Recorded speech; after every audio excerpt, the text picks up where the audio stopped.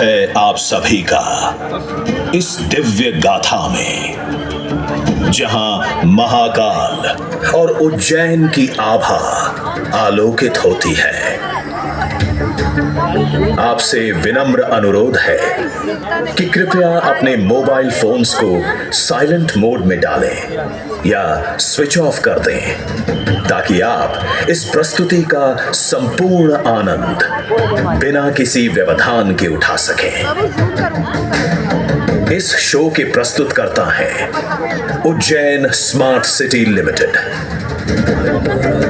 निष्पादक हैं मध्य प्रदेश पर्यटन। तो प्रस्तुत है महाकाल की शक्ति, उज्जैन की भक्ति।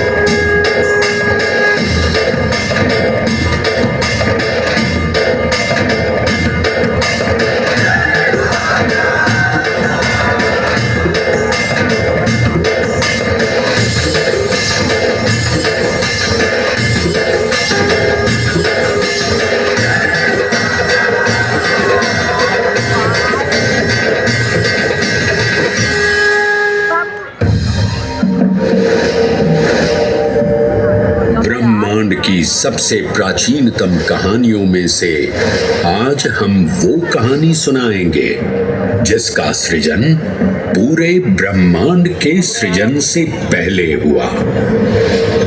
तब न देव थे, न असुर, न जीव था, न जंतु, न जल था,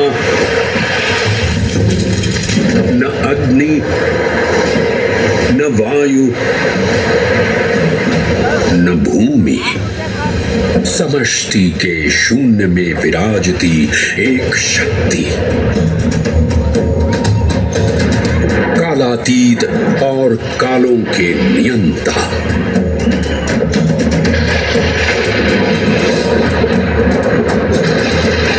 विधाता भी और विध्वंसक भी, अखंड, अचल, अविनाशी। ये कथा है उस महादेव के महाकाल स्वरूप की, जो सृष्टि के आरंभ भी हैं और काल के आगमन भी हैं। वे ही काल के सृजनकर्ता और नियंत्रण करता भी हैं।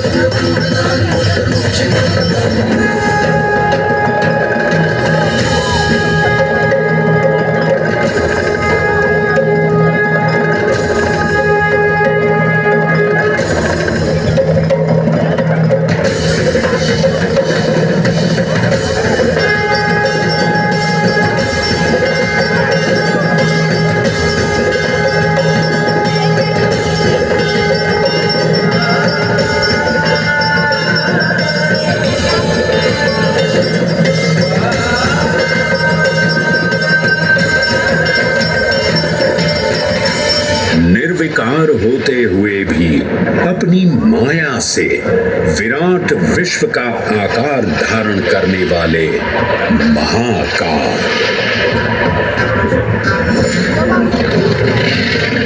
मेरुगिरी को धनुष और भगवान विष्णु को बाण बना दैत्यों के 3 पुरों का नाश करने वाले महाकाल, वो महाकाल जो तीनों लोकों में विद्यमान सभी शिवलिंगों में प्रधान है।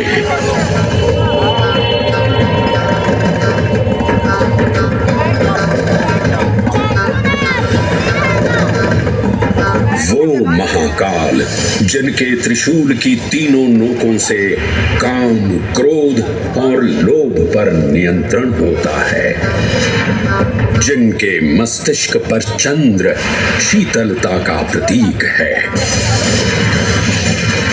और जिनकी सवारी नंदी के 4 चरण सत्य, दया, दान और तप का चिन्ह है।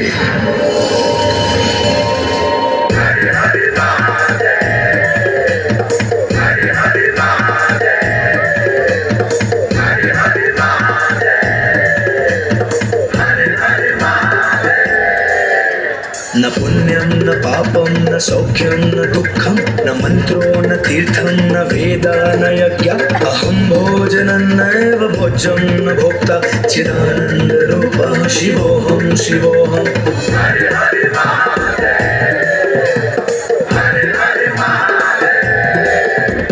अहं निर्विकल्पो निराकार रूपो विबुद्ध्वान् च सर्वत्र सर्वेन्द्रियाणां न चासङ्गतं नैव मुक्तिर्न मे चिदानन्दरूपः शिवोऽहं शिवोऽहं चिदानन्दरूपः शिवोऽहं शिवोऽहं चिदानन्दरूपः शिवोऽहं शिवोऽहं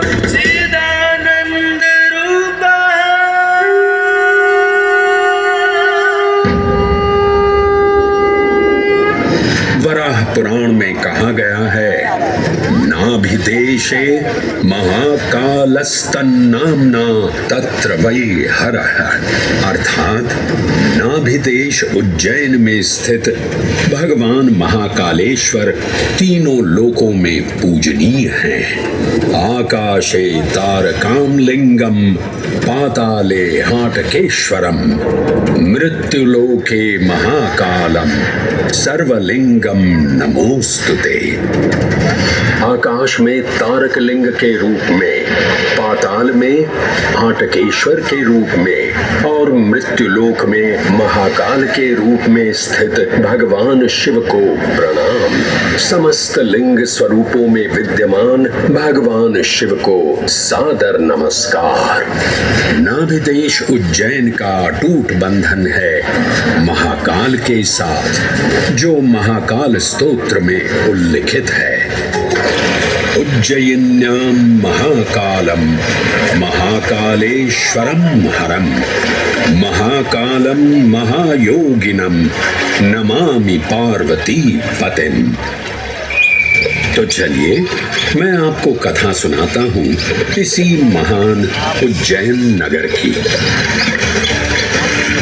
उज्जैन, जिसे संस्कृत साहित्य में अवंतिका, विशाला, कुशस्थली, पद्मावती, कनकश्रृंगा, स्वर्णश्रृंगा, प्रतिकल्पा, कुमुदवती और अमरावती के नाम से पुकारा गया। उज्जैन, जो मनुष्य को मोक्ष प्रदान करने वाली 7 नगरियों में से एक है। उज्जैन, जहां 84 महादेव का आशीर्वाद प्राप्त है।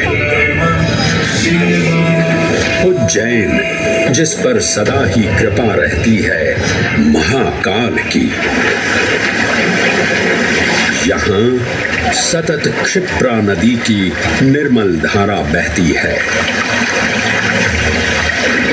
डमरू के नाद से जीवन को ऊर्जा मिलती है। घंटियों की झंकार मन को आनंदित करती है। और यहाँ का आकाश शिव आशीष स्वरूप है। श्मशान ऊषर क्षेत्र पीठम तू मनमेव च पंचकैत्र न लभ्यते महाकाल पुरद्दते। अर्थात यहाँ पर श्मशान, ऊषर यानी अनुपजाऊ भूमि, क्षेत्र अर्थात पवित्र भूमि, पीठ यानी शक्ति स्थान और मन अर्थात आध्यात्मिक शांति का स्थल, पांचों एक ही स्थान पर उपलब्ध है। ये संयोग महाकाल की नगरी उज्जैन की महिमा को और गरिमामय बना देता है। उज्जैन के इस अलौकिक स्वरूप से प्रभावित हो महाकवि कालिदास अपने काव्य मेघदूत में लिखते हैं, हे जलधर, यदि महाकाल के मंदिर में समय से पहले तुम पहुंच जाओ तो तब तक वहां ठहर जाना जब तक सूर्य आंख से ओझल न हो जाए। शिव की संध्याकालीन आरती के समय नगाड़े जैसी मधुर ध्वनि करते हुए तुम्हें अपने धीर गंभीर गर्जन